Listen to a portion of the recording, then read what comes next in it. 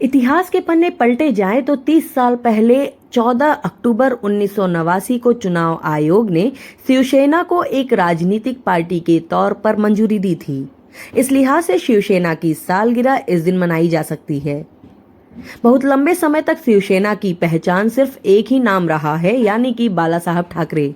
इस मौके पर बाल ठाकरे से जुड़ी एक ऐतिहासिक दास्तान बताते हैं, जब चुनाव आयोग ने उनके खिलाफ जबरदस्त एक्शन लिया था।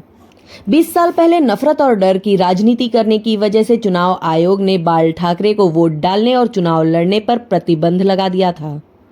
चुनाव आयोग ने 28 जुलाई 1999 को बाला साहब ठाकरे को 6 साल के लिए वोट डालने और चुनाव लड़ने पर बैन लगा दिया था। हालांकि आगे चलकर साल 2005 में इस बैन को खत्म कर दिया गया। बैन खत्म होने के बाद बाला साहब ठाकरे ने पहली बार साल 2006 में बीएमसी के चुनाव में वोट डाला था। 80 के दशक में बाल ठाकरे ने कई विवादित बयान दिए थे। इनमें से सबसे ज्यादा बवाल मचा देश में मुसलमानों पर दिए गए बयान पर। उन्होंने कहा कि मुसलमान कैंसर की तरह फैल रहे हैं और उनका इलाज भी कैंसर की तरह ही होना चाहिए। देश को मुसलमानों से आजाद करवाने की जरूरत है और पुलिस को हिंदुओं की ऐसी ही मदद करनी चाहिए जैसे पंजाब में पुलिस ने खालिस्तानियों की मदद की थी। साल 1992 में विवादित बाबरी ढांचा तोड़ने के बाद बाला साहब ठाकरे के कहने पर शिव सैनिकों ने खुलेआम उत्पात मचाया था। बाल ठाकरे पर भावनाएं भड़काने का मामला दर्ज किया गया। साल 1993 में उन्होंने कहा कि अगर मुझे गिरफ्तार किया गया तो पूरा देश मेरे समर्थन में उठ खड़ा होगा। अपने समर्थकों से बाल ठाकरे ने कहा कि अगर मेरी वजह से देश में युद्ध होता है तो इसे होने दिया जाए। 1993 दंगों के दौरान मुसलमानों पर हमला करने के लिए लोगों को उकसाने के मामले में बाला साहब ठाकरे को 25 जुलाई 2000 को गिरफ्तार किया गया। उस समय पूरी मुंबई ठहर सी गई थी। साल 1998 में दिए गए एक इंटरव्यू में उन्होंने कहा कि हमें मुसलमानों को भी अपना ही हिस्सा मानना चाहिए। लेकिन साल 2008 में एक बार फिर से उनका नजरिया बदल गया। उन्होंने कहा कि मुस्लिम आतंकवाद तेजी से बढ़ रहा है और इससे निपटने के लिए हिंदुओं को भी हथियार उठाने चाहिए। बाला साहब केशव ठाकरे का जन्म 23 जनवरी 1926 को महाराष्ट्र के पुणे जिले में हुआ था। उनके समर्थकों ने उनका नाम बाला साहब ठाकरे दिया। उनके पिता केशव सीताराम ठाकरे वे एक प्रगतिशील सामाजिक कार्यकर्ता और लेखक थे जो जाति प्रथा के धुर विरोधी थे।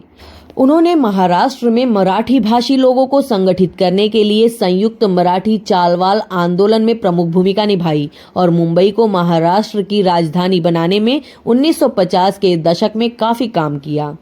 बाला साहब ठाकरे का विवाह मीना ठाकरे से हुआ और उनसे उनके 3 बेटे हुए, बिंदु माधव, जयदेव और उद्धव ठाकरे। बाला साहब ठाकरे ने फ्री प्रेस जर्नल मुंबई में एक कार्टूनिस्ट के रूप में अपने करियर की शुरुआत की और वहां उनकी पहचान एक बड़े कार्टूनिस्ट के रूप में हुई। उनके कार्टून रविवार के दिन टाइम्स ऑफ इंडिया में छपते थे। साल 1960 में महाराष्ट्र में गुजराती और दक्षिण भारतीय लोगों की तादाद बढ़ने का विरोध करने के लिए बाला साहब ठाकरे ने अपने भाई के साथ मिलकर साप्ताहिक पत्रिका मार्मिक की शुरुआत की। साल 1966 में बाला साहब ठाकरे ने अपनी राजनीतिक पार्टी शिवसेना का गठन किया, जिसका लक्ष्य मराठियों के हित में रक्षा करना, उन्हें नौकरियां उपलब्ध करवाना और आवास की सुविधा मुहैया करवाना था। साल 1989 में शिवसेना और बाला साहब ठाकरे के विचारों को जनता तक पहुंचाने के लिए समाचार पत्र सामना को भी प्रकाशित किया गया। सामना में बाला साहब ठाकरे ने अपनी जिंदगी के आखिरी समय तक लिखना जारी रखा। बाल ठाकरे न केवल पाकिस्तान के खिलाफ बोलते रहे बल्कि पाकिस्तान से जुड़ी हर चीज का उन्होंने विरोध किया। 1991 में वानखेड़े और 1999 में फिरोज शाह कोटला की पिच शिवसेना के लोगों ने खोद दी थी, क्योंकि वहां भारत पाकिस्तान का मैच होने वाला था। शिवसेना के कार्यकर्ताओं द्वारा 1999 में बीसीसीआई के ऑफिस में तोड़फोड़ भी की गई थी। 2011 के क्रिकेट वर्ल्ड कप में जब पाकिस्तान की टीम सेमीफाइनल में पहुंची थी तो शिवसेना ने चेतावनी दी थी कि अगर पाकिस्तान फाइनल में पहुंचा तो उसे मुंबई में नहीं खेलने दिया जाएगा। यही नहीं, दिसंबर 2012 में पाकिस्तान और भारत के बीच भारत में होने जा रही टेस्ट सीरीज का भी बाल ठाकरे और शिवसेना ने खुलकर विरोध किया।